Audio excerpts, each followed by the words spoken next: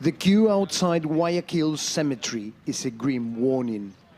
Cesar Alvarez lost his mother a week ago to COVID-19. Now he simply wants to bury her. El dolor humano no tiene factura, no tiene. Así vivimos nosotros los ecuatorianos y nadie nos representa, estamos solos. Most families like Cesar had to keep their loved ones' bodies at home for several days after authorities became overwhelmed by the number of dead.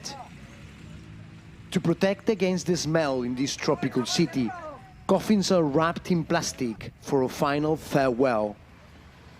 While authorities claim fewer than 200 deaths from coronavirus in the whole of Ecuador, the city's morgue was overflowing. Esta es la realidad. The mayor has now announced 2 emergency cemeteries in Gauyaquil to cope with demand. Despite an early lockdown in February, videos by desperate families show a city in chaos. Hemos tomado la decisión de enterrarlo. Corpses kept in houses, on the street, some even abandoned.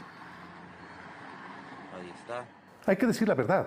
Sabemos que, tanto en números de contagios como de fallecimientos, los registros oficiales se quedan cortos.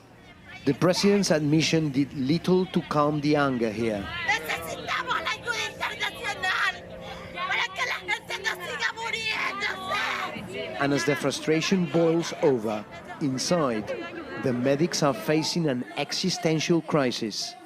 7 nurses have already died, and 147 are infected. Over 100 more resigned due to lack of protective gear and support.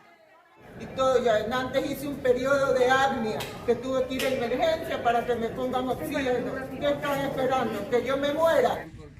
Petita's husband, Orlando, was sent home from the same hospital after doctors said they had no way to treat him. After he died, his body lay in the living room for 4 days before they could bury him. Porque es algo que usted nunca espera, porque nos tocó hasta incluso dormir afuera. Ahí dormimos en unas sillas ahí porque el olor era insoportable, no se podía entrar. Despite the lockdown, authorities say as many as 3,500 people may still die from COVID-19 in this part of Ecuador alone.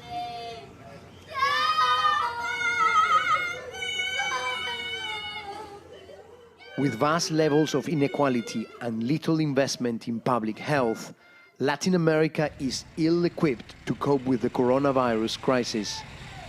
The fear in this region now is that Guayaquil may only be the beginning.